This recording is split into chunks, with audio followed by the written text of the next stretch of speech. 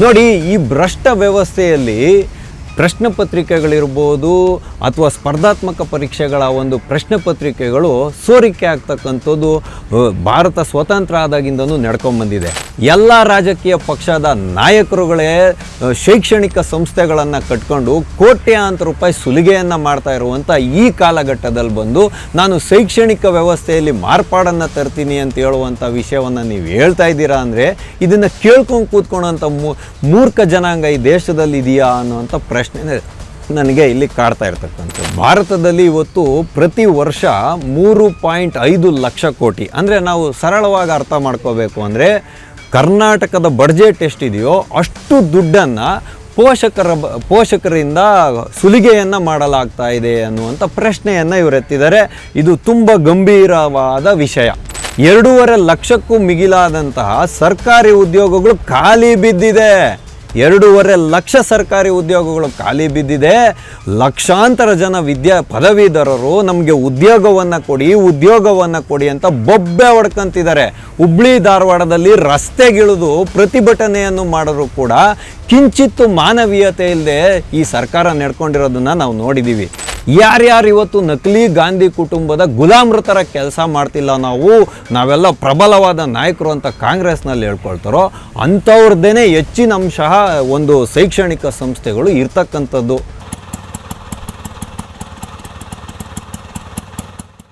TV ವಿಕ್ರಮದ ಸಮಸ್ತ ವೀಕ್ಷಕರಿಗೆ ಆಟೋವಾಲ ಕಾರ್ಯಕ್ರಮಕ್ಕೆ ಆತ್ಮೀಯವಾದ ಸ್ವಾಗತ. ನಾನು ನಿಮ್ಮ ಜಯಂತ್ ಪಾಂಡೆ. ಸ್ನೇಹಿತರೆ, ಆಟೋವಾಲ ಕಾರ್ಯಕ್ರಮಕ್ಕೆ ನಾವಿಂದು ಆಯ್ದುಕೊಂಡಂತಹ ವಿಷಯ ವಿದ್ಯಾರ್ಥಿಗಳ ಪ್ರತಿಧ್ವನಿ ಆಗ್ತಾರ ರಾಹುಲ್ ಗಾಂಧಿಯವರು. ಹೌದು ಸ್ನೇಹಿತರೆ, ನಾನು ಈ ರೀತಿಯಾಗಿ ಹೇಳ್ತಾ ಇರೋದಕ್ಕೆ ಒಂದು ಪ್ರಬಲವಾದ ಕಾರಣ ಉಂಟು. 2026ನೇ ಇಸ್ವಿಯ ನೀಟ್ ಪೇಪರ್ ಸೋರಿಕೆ ಆಗೋಯಿತು. ಇದು ಆಗಬಾರ್ದಂಥ ವಿಷಯ, ಆದರೆ ಆಗಿದೆ. ಆದರೆ ಇದರ ರೂವಾರಿಗಳ ಬಂಧನ ಕೂಡ ಆಗಿದೆ ಅಂತ ಹೇಳ್ತಕ್ಕಂಥದ್ದು, ಅವರ ಮೇಲೆ ಯಾವ ರೀತಿಯಾದಂಥ ಕಾನೂನು ಕ್ರಮಗಳನ್ನು ತಗೊಬೇಕಾಗುತ್ತೆ ಅಂತ ಹೇಳ್ತಕ್ಕಂಥದ್ದು ತಗೊಳ್ತಾ ಇದ್ದಾರೆ ಇವಾಗ. ಅದು ಕೂಡ ತುಂಬ ಪ್ರಮುಖವಾದಂಥ ವಿಷಯ. ಕುಲಕರ್ಣಿ ಅಂತ ಹೇಳುವಂತಹ ಇದರ ಹಿಂದೆ ಇರುವಂಥ ಒಬ್ಬ ಅಧಿಕಾರಿಯ ಮನೆಯನ್ನು ಕೂಡ ಈಗಾಗಲೇ ಬುಲ್ಡೋಸ್ ಮಾಡಲಾಗಿದೆ ಅನ್ನುವಂಥ ವಿಷಯಗಳೆಲ್ಲ ಹೊರಗಡೆ ಬಂದಿದೆ. ಅಷ್ಟೇ ಅಲ್ಲದೆ ಜೈಸ್ವಾಲ್ ಅಂತ ಹೇಳುವಂಥ RJD ಪಕ್ಷದ ನಾಯಕ ಕೂಡ ಇದರಲ್ಲಿ ಶಾಮೀಲಾಗಿದ್ದಾನೆ ಅಂತ ಹೇಳುವಂಥ ವಿಷಯಗಳು ಕೂಡ ಇವಾಗ ಮುನ್ನೆಲೆಗೆ ಬಂದಿರತಕ್ಕಂಥದ್ದು. ನೋಡಿ, ಈ ಭ್ರಷ್ಟ ವ್ಯವಸ್ಥೆಯಲ್ಲಿ ಪ್ರಶ್ನೆ ಪತ್ರಿಕೆಗಳಿರ್ಬೋದು ಅಥವಾ ಸ್ಪರ್ಧಾತ್ಮಕ ಪರೀಕ್ಷೆಗಳ ಒಂದು ಪ್ರಶ್ನೆ ಪತ್ರಿಕೆಗಳು ಸೋರಿಕೆ ಆಗ್ತಕ್ಕಂಥದ್ದು ಭಾರತ ಸ್ವತಂತ್ರ ಆದಾಗಿಂದನೂ ನಡ್ಕೊಂಡ್ಬಂದಿದೆ. ಹಾಗಾಗಿ ಈಗ ನೀಟ್ ಪ್ರಶ್ನೆ ಪತ್ರಿಕೆ ಸೋರಿಕೆ ಆಗಿರೋದರ ಸಮರ್ಥನೆ ಅಂತೂ ನಾನು ಮಾಡ್ತಾ ಇಲ್ಲ. ಆದರೆ ಕಾಕ್ರೋಚ್ ಜನತಾ ಪಾರ್ಟಿ ಅಂತ ಹೇಳುವಂತಹ ಒಂದು ಸಂಘಟನೆಯೇ ಹುಟ್ಕೊಳ್ತು. ಜೆನ್ಜಿಗಳದ್ದು ಮತ್ತು ಆಲ್ಫಾ ಜೆನ್ಜಿಗಳ ಒಂದು ಸಂಘಟನೆಯನ್ನು ಹುಟ್ಕೊಳ್ತು. ಅದರ ರೂವಾರಿ ಇವತ್ತು ಅಭಿಜಿತ್ ದೀಪ್ಕೆಗೆ ಕಪ್ಪಾಳ ಮೋಕ್ಷವನ್ನು ಮಾಡೋರು ಕೆಲವರು. ಯಾಕೆ ಅಂತ ಹೇಳಿದ್ರೆ ಇದರಿಂದಿನ ಸೂಕ್ಷ್ಮ ವಿಷಯನ ನಾವು ಅರಿಬೇಕು. ಇವ್ರು ಹೇಳಿದ್ದು ನೀಟ್ ಕ್ವಶನ್ ಪೇಪರ್ನ ಬಗ್ಗೆ ನಾವು ಇದನ್ನು ಆಂದೋಲನವನ್ನು ಮಾಡ್ತೀವಿ ಶಾಂತಿಯುತವಾಗಿ ಅಂತ. ಆದರೆ ಅಲ್ಲಿ ಕೇಳಿ ಬಂದಂಥ ವಿಷಯ ಏನಂದರೆ ಆಜಾದಿಯ ಘೋಷಣೆಗಳು ಕೂಗಿದ್ದು. ಅಂದರೆ ದೇಶ ಸ್ವತಂತ್ರವಾಗೇ ಇರುವಾಗ ಇನ್ಯಾವ ರೀತಿಯಾದಂಥ ಸ್ವಾತಂತ್ರ್ಯ ಬೇಕು ಅನ್ನೋದಕ್ಕೆ ಈ ಆಂದೋಲನದಲ್ಲಿ ಘೋಷಣೆ ಕೂಗಿದವರೇ ಸ್ಪಷ್ಟತೆಯನ್ನು ಕೊಡಬೇಕು. ಅದನ್ನು ಕೇಂದ್ರೀಕರಿಸಿ ಕೆಲವರು ಕಪ್ಪಾಳ ಮೋಕ್ಷವನ್ನು ಮಾಡ್ರು. ಅವ್ರ ಬಂಧನ ಕೂಡ ಆಯಿತು, ಅವ್ರಿಗೆ ಬೇಲ್ ಕೂಡ ಕೊಟ್ಟಿದ್ದಾರೆ. ಆದರೆ ಈ ಒಂದು ಕಪ್ಪಾಳ ಮೋಕ್ಷದ ಪ್ರಕರಣನ ನಾನು ಸಮರ್ಥನೆ ಮಾಡಲಿಕ್ಕೆ ಹೋಗಲ್ಲ. ಯಾಕೆ ಅಂತ ಹೇಳಿದ್ರೆ ಕಾನೂನಿನ ಚೌಕಟ್ಟಿನ ಅಡಿಯಲ್ಲಿ ಯಾರೇ ಪ್ರತಿಭಟನೆಯನ್ನು ಮಾಡಿದ್ರೂ ಕೂಡ ನಾವು ಅವ್ರ ಮೇಲೆ ಆಕ್ರಮಣ ಮಾಡ್ತಕ್ಕಂಥದ್ದು ತಪ್ಪು. ಅದು ಯಾರೇ ಮಾಡಿದರೂ ಅದು ಶಿಕ್ಷಾರ್ಹ ಅಪರಾಧವೇ. ಅದಕ್ಕೆ ಕಾನೂನು ಏನು ಕ್ರಮ ತಗೊಳ್ಬೇಕೋ ಅದನ್ನು ತಗೊಳುತ್ತೆ. ಆದರೆ ಇಲ್ಲಿ ವಿಷಯ ಇದಲ್ಲ. ನೀಟ್ನ ಪ್ರಶ್ನೆ ಪತ್ರಿಕೆ ಇವಾಗೇನು ಸೋರಿಕೆ ಆಗಿದೆ, ಈ ರೀತಿಯಾಗಿ 2004ನೇ ಇಸ್ವಿಯಿಂದ 2014ನೇ ಇಸ್ವಿವರೆಗೂ ಕೂಡ ಕಾಂಗ್ರೆಸ್ ಪಕ್ಷದ UPA ಅಧಿಕಾರದ ಕಾಲಾವಧಿಯಲ್ಲೂ ಸಾಕಷ್ಟಾಗಿದೆ. ಆದರೆ ಅವುಗಳ ಎಲ್ಲದರ ಮೇಲೂ ಕೂಡ ಯಾವ ರೀತಿಯಾದಂಥ ಕಾನೂನು ಕ್ರಮಗಳಾಯಿತು, ಯಾವೆಲ್ಲ ಮಾರ್ಪಾಡುಗಳನ್ನು ತರಲಾಯಿತು ಈ ಒಂದು ಪರೀಕ್ಷಾ ಪದ್ಧತಿಯಲ್ಲಿ ಅನ್ನೋದಕ್ಕೆ ರಾಹುಲ್ ಗಾಂಧಿಯವರು ನಿಮಗೆಲ್ಲೂ ಉತ್ತರವನ್ನು ಹೇಳೋಕ್ಕೋಗಲ್ಲ. ಆದರೆ ಈಗ ಕೇಂದ್ರದಲ್ಲಿ ನರೇಂದ್ರ ಮೋದಿ ಅವರ ಸರ್ಕಾರ ಅಧಿಕಾರಾರೂಢವಾಗಿದೆ ಅಂತೇಳುವಂಥ ಒಂದೇ ಒಂದು ವಿಷಯವನ್ನು ಇಟ್ಕೊಂಡು ಈ ಸಂಪೂರ್ಣ ಭಾರತದಲ್ಲಿರುವಂತಹ ಒಂದು ಶೈಕ್ಷಣಿಕ ವ್ಯವಸ್ಥೆಗೆ ಒಂದು ಕಪ್ಪು ಲೇಪವನ್ನು ಹಚ್ಚುವಂತಹ ಪ್ರಯತ್ನವನ್ನು ರಾಹುಲ್ ಗಾಂಧಿಯವರು ಮಾಡ್ತಿದ್ದಾರೆ. ಆದರೆ ಮುಕ್ತ ವೇದಿಕೆಗಳಲ್ಲಿ ಮಾತನಾಡೋದು ಮಾತ್ರ ಇದು ರಾಜಕೀಯಕ್ಕೆ ಸಂಬಂಧಪಟ್ಟಿದ್ದಲ್ಲ, ನಾನು ಶಿಕ್ಷಣ ವ್ಯವಸ್ಥೆಯಲ್ಲಿರುವಂಥ ಲೋಪಗಳನ್ನು ಓರೆ ಹಚ್ಚಿ ನೋಡ್ತಾ ಇದ್ದೀನಿ, ಅದ್ರ ಬಗ್ಗೆ ಅಧ್ಯಯನ ಮಾಡ್ತಾ ಇದ್ದೀನಿ, ಜೆನ್ಸಿಗಳೇ ನಾನು ನಿಮ್ಮ ಜೊತೆಯಲ್ಲಿದ್ದೀನಿ ಅಂತ. ಇದು ನಾನು ಈ ರೀತಿಯಾಗಿ ಮಾಡ್ತಾ ಇರೋ ಆಂದೋಲನವನ್ನು ನೋಡಿ ಈ ಕೇಂದ್ರ ಸರ್ಕಾರಕ್ಕೆ ನಡುಕ ಉಂಟಾಗ್ತಾ ಇದೆ ಅಂತ. ಅಲ್ಲ ಸ್ವಾಮಿ, ನೀವು ಹೇಳೋ ಅಂಥ ಮಾತಲ್ಲಿ ಏನಾದರೂ ಅರ್ಥ ಇದೆಯಾ? ಈ ದೇಶ ಸ್ವತಂತ್ರ ಆದಾಗಿಂದ ಸಾಕಷ್ಟು ಕಾಲ ದೇಶವನ್ನು ಆಳ್ದವರು ನೀವು. ಹಾಗಾಗಿ ನೀವು ಶಿಕ್ಷಣ ಪದ್ಧತಿಯಲ್ಲಾಗಲಿ ಶೈಕ್ಷಣಿಕ ವ್ಯವಸ್ಥೆಯಲ್ಲಾಗಲಿ ಮಾರ್ಪಾಡುಗಳನ್ನು ಮಾಡಬೇಕಾಗಿತ್ತು ಅನ್ನೋದಾದರೆ ಭದ್ರವಾಗಿ ಬುನಾದಿ ಹಾಕಿದ್ರಲ್ಲ ದೇಶ ಸ್ವತಂತ್ರ ಭಾರತಕ್ಕೆ, ಆವಾಗಲೇ ಈ ಮಾರ್ಪಾಡುಗಳನ್ನು ಮಾಡಬೇಕಾಗಿತ್ತು. ಆದರೆ ಹೇಳಿ ಕೇಳಿ ಎಲ್ಲ ರಾಜಕೀಯ ಪಕ್ಷದ ನಾಯಕರುಗಳೇ ಶೈಕ್ಷಣಿಕ ಸಂಸ್ಥೆಗಳನ್ನು ಕಟ್ಕೊಂಡು ಕೋಟ್ಯಾಂತರ ರೂಪಾಯಿ ಸುಲಿಗೆಯನ್ನು ಮಾಡ್ತಾ ಇರುವಂಥ ಈ ಕಾಲಘಟ್ಟದಲ್ಲಿ ಬಂದು ನಾನು ಶೈಕ್ಷಣಿಕ ವ್ಯವಸ್ಥೆಯಲ್ಲಿ ಮಾರ್ಪಾಡನ್ನು ತರ್ತೀನಿ ಅಂತ ಹೇಳುವಂಥ ವಿಷಯವನ್ನು ನೀವು ಹೇಳ್ತಾ ಇದ್ದೀರಾ ಅಂದರೆ ಇದನ್ನು ಕೇಳ್ಕೊಂಡು ಕೂತ್ಕೊಳ್ಳೋಂಥ ಮೂರ್ಖ ಜನಾಂಗ ಈ ದೇಶದಲ್ಲಿ ಇದೆಯಾ ಅನ್ನೋವಂಥ ಪ್ರಶ್ನೆ ನನಗೆ ಇಲ್ಲಿ ಕಾಡ್ತಾ ಇರ್ತಕ್ಕಂಥದ್ದು. ಯಾಕೆ ಅಂತ ಹೇಳಿದ್ರೆ ರಾಹುಲ್ ಗಾಂಧಿಯವರು ಛಾತ್ರೋಂ ಕಿ ಗೂಂಜ್ ಅಂತ ಒಂದು ಅಭಿಯಾನವನ್ನು ನಡೆಸ್ಲಿಕ್ಕೆ ಹೊರಟಿದ್ದಾರೆ.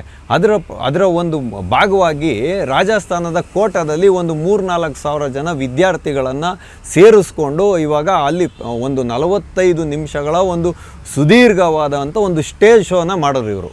ಅಲ್ಲಿ ಮಕ್ಕಳನ್ನು ಕರೆಸಿದ್ದಲ್ಲದೆ ಅವರ ಪೋಷಕರನ್ನ ಕರೆಸಿದ್ದಲ್ಲದೆ ಅವ್ರಿಗೆ ಒಂದು ಹೇಳಿದ್ದು ಅಂದರೆ ಈ ರೀತಿಯಾಗಿ ಹೇಳಿದ್ದು ಏನು ಅಂದರೆ, ಈ ಭಾರತದಲ್ಲಿ ಇವತ್ತು ಪ್ರತಿ ವರ್ಷ 3.5 ಲಕ್ಷ ಕೋಟಿ, ಅಂದರೆ ನಾವು ಸರಳವಾಗಿ ಅರ್ಥ ಮಾಡ್ಕೋಬೇಕು ಅಂದರೆ ಕರ್ನಾಟಕದ ಬಡ್ಜೆಟ್ ಎಷ್ಟಿದೆಯೋ ಅಷ್ಟು ದುಡ್ಡನ್ನು ಪೋಷಕರಿಂದ ಸುಲಿಗೆಯನ್ನು ಮಾಡಲಾಗ್ತಾ ಇದೆ ಅನ್ನುವಂಥ ಪ್ರಶ್ನೆಯನ್ನು ಇವರು ಎತ್ತಿದ್ದಾರೆ.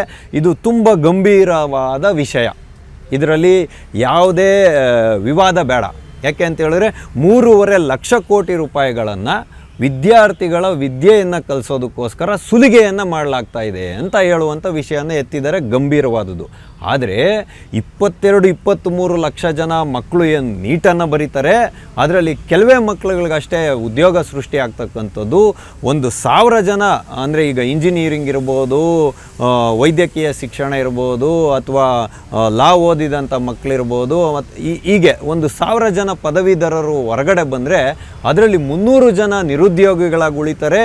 ಇನ್ನು 500-600 ಜನ ಅವ್ರಿಗಿಷ್ಟ ಇಲ್ಲದೆ ಇರೋವಂಥ ಕೆಲಸವನ್ನು ಮಾಡ್ತಾರೆ. 19-20 ಜನರಿಗೆ ಮಾತ್ರ ಸರಿಯಾದ ಕೆಲಸ ಸಿಗುತ್ತೆ ಅಂತ ಹೇಳೋದಾದರೆ, ಇವಾಗ ಇವ್ರು ಎತ್ತಿರೋವಂಥ ಪ್ರಶ್ನೆಗಳು, ಇದಕ್ಕೆ ಕಾರಣೀಭೂತರು ಯಾರು, ಇದನ್ನು ಹೇಗೆ ಸರಿಪಡಿಸ್ಬೇಕು ಅನ್ನೋದನ್ನು ಇವರು ಅಧ್ಯಯನ ಮಾಡ್ತಿದ್ದಾರೆ ಅಂತಲೇ ನಾವು ಇಟ್ಕೊಳ್ಳೋಣ.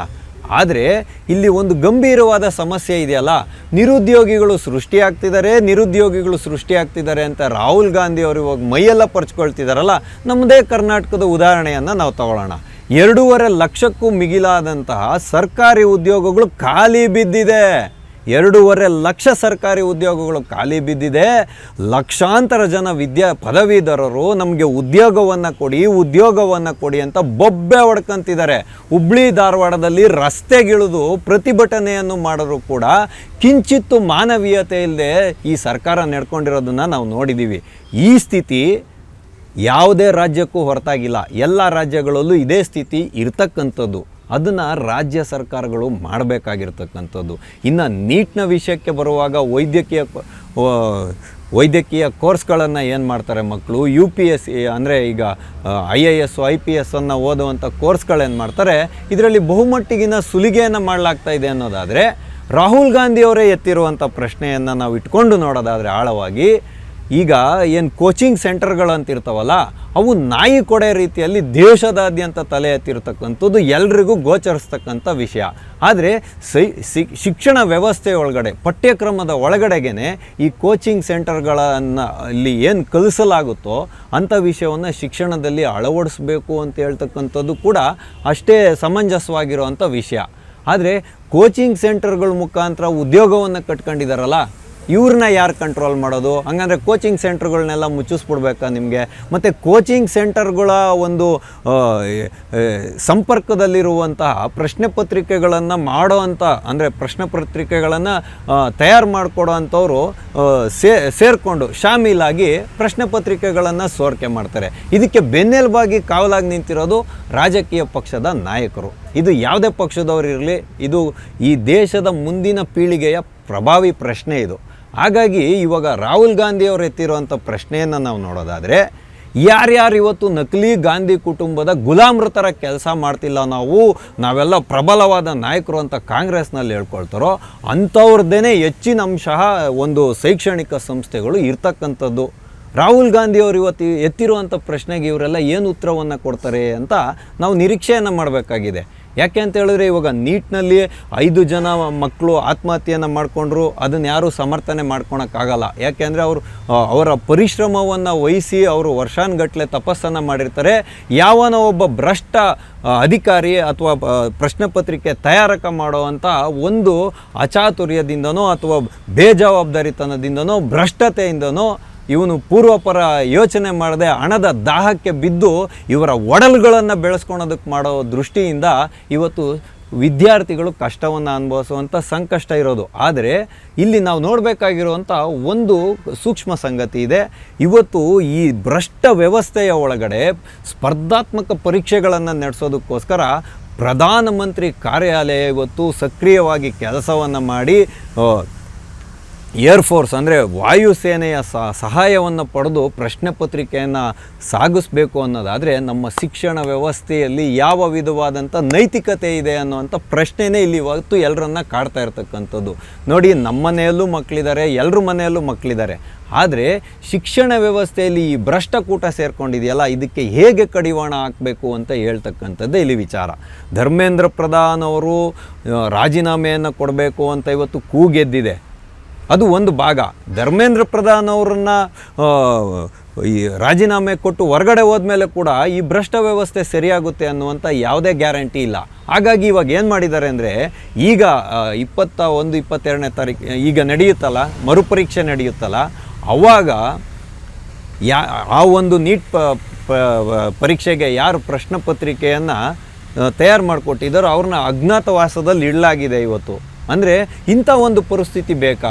ಇದಕ್ಕೆಲ್ಲ ಕಾರಣ ಏನು ಅಂತ ಹೇಳಿದ್ರೆ, ಬಾಲ್ಯದಿಂದ ನಮಗೆ ಏನು ಪ್ರಾಥಮಿಕ ಶಿಕ್ಷಣದಲ್ಲಿ ನೈತಿಕತೆ ಅನ್ನೋದನ್ನೇ ಕಲಿಸ್ಲಿಲ್ವಲ್ಲ. ಏನಾದರೂ ಮಾಡು, ದುಡ್ಡು ಮಾಡು ಅಂತ ಹೇಳುವಂಥದ್ದನ್ನು ಕಲಿಸಿರೋದ್ರಿಂದ ಈ ರೀತಿಯಾಗಿ ಆಗ್ತಿದೆ.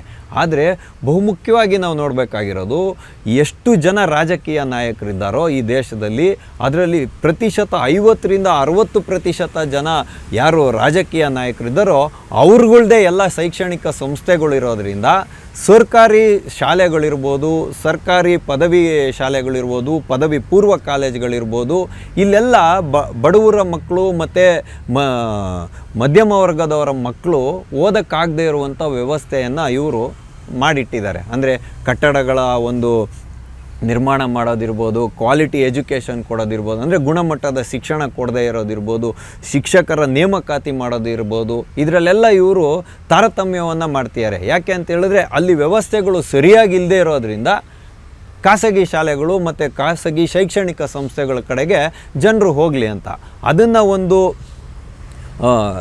ಲಾಭವನ್ನು ಪಡೆದು, ಪರಿಸ್ಥಿತಿಯ ಲಾಭವನ್ನು ಪಡೆದು ಇವರು ಪೋಷಕರ ಹತ್ರ ಇರ್ಬೋದು, ವಿದ್ಯಾರ್ಥಿಗಳ ಹತ್ರ ಇರ್ಬೋದು, ಒಂದು ಸುಲಿಗೆಯನ್ನು ಮಾಡ್ತಿದ್ದಾರೆ ಅಂತ ಹೇಳ್ತಕ್ಕಂಥದ್ದು ರಾಹುಲ್ ಗಾಂಧಿಯ ಪ್ರಶ್ನೆ.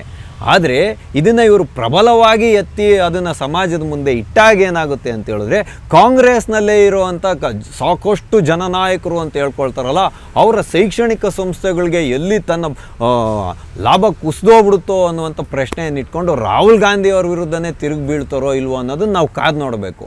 ಹಾಗಾಗಿ ರಾಹುಲ್ ಗಾಂಧಿಯವರು ಇವತ್ತು ನಾನು ಇದಕ್ಕೆ ಈ ವಿದ್ಯಾರ್ಥಿಗಳ ಈ ಸಮಸ್ಯೆಯನ್ನು ಇಟ್ಕೊಂಡು ನಾನು ರಾಜಕೀಯದ ಲೇಪನ ಮಾಡಲ್ಲ ಅಂತ ಹೇಳ್ತಿದ್ದಾರಾದ್ರೂ, ಇವರು 2029ನೇ ಇಸ್ವಿಯ ಒಂದು ಲೋಕಸಭಾ ಚುನಾವಣೆಯ ವಿಷಯವನ್ನು ಇಟ್ಕೊಂಡು ಈಗಲಿಂದನೇ ತನಗೆ ಬೇಕಾಗಿರುವಂಥ ಜೆನ್ಜಿಗಳ ಮತ ಬ್ಯಾಂಕನ್ನು ಕ್ರೋಢೀಕರಣ ಮಾಡ್ಕೊಳ್ತಿದ್ದಾರೆ, ಒಟ್ಟುಗೂಡಿಸ್ಕೊಳ್ತಿದ್ದಾರೆ, ಜೆನ್ಜಿಗಳ ಪರವಾಗಿ ನಾನು ಇದ್ದೀನಿ ಅಂತ ಬಿಂಬಿಸ್ಕೊಳ್ತಿದ್ದಾರೆ ಅನ್ನುವಂಥ ವಿಷಯವೇ ಇಲ್ಲಿ ಮೇಲ್ನೋಟಕ್ಕೆ ಕಂಡು ಬರ್ತಿರ್ತಕ್ಕಂಥದ್ದು.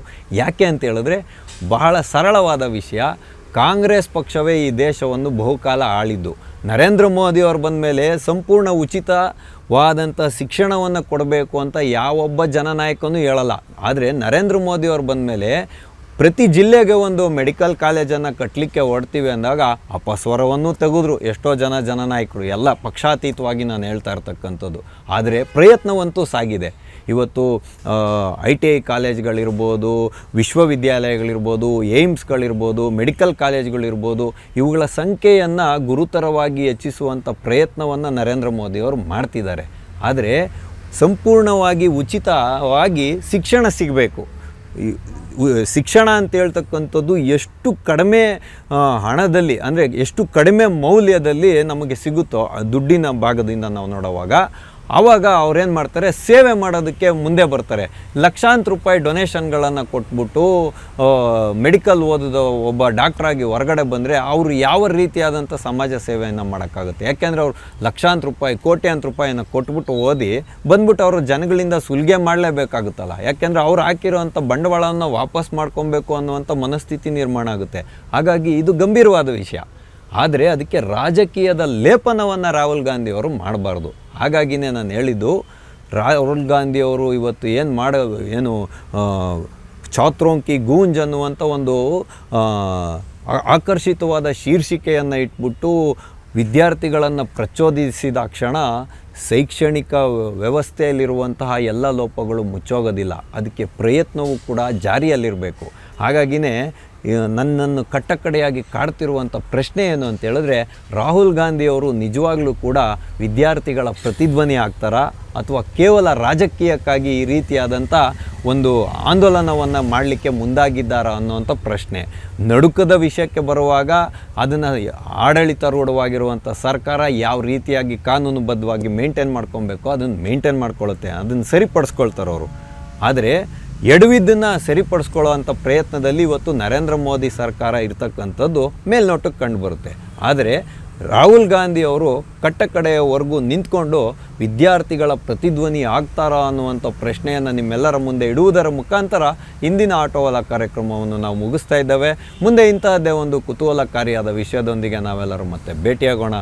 ಅಲ್ಲಿವರೆಗೂ TV ವಿಕ್ರಮವನ್ನು ಸಬ್ಸ್ಕ್ರೈಬ್ ಮಾಡುವುದರ ಮುಖಾಂತರ, ನಿಮ್ಮ ಸದ್ವಿಚಾರಗಳನ್ನು ಕಾಮೆಂಟ್ ಮಾಡುವುದರ ಮುಖಾಂತರ ಹಾಗೂ ಶೇರ್ ಮಾಡುವುದರ ಮುಖಾಂತರ ನಮ್ಮನ್ನು ಪ್ರೋತ್ಸಾಹಿಸಿ. TV ವಿಕ್ರಮ, ದೇಶ ನಿಮ್ಮ ಕೈಯಲ್ಲಿ. ಈ ಕಾರ್ಯಕ್ರಮ ನಿಮಗೆ ಇಷ್ಟ ಆಗಿದ್ದಲ್ಲಿ ಲೈಕ್, ಶೇರ್ ಹಾಗೂ ಕಮೆಂಟ್ ಮಾಡಿ. TV ವಿಕ್ರಮದ ಕಾರ್ಯಕ್ರಮಗಳನ್ನು ನಿರಂತರವಾಗಿ ವೀಕ್ಷಿಸಲು ಸಬ್ಸ್ಕ್ರೈಬ್ ಮಾಡಿ, ಬೆಲ್ ಐಕನ್ ಒತ್ತಿ.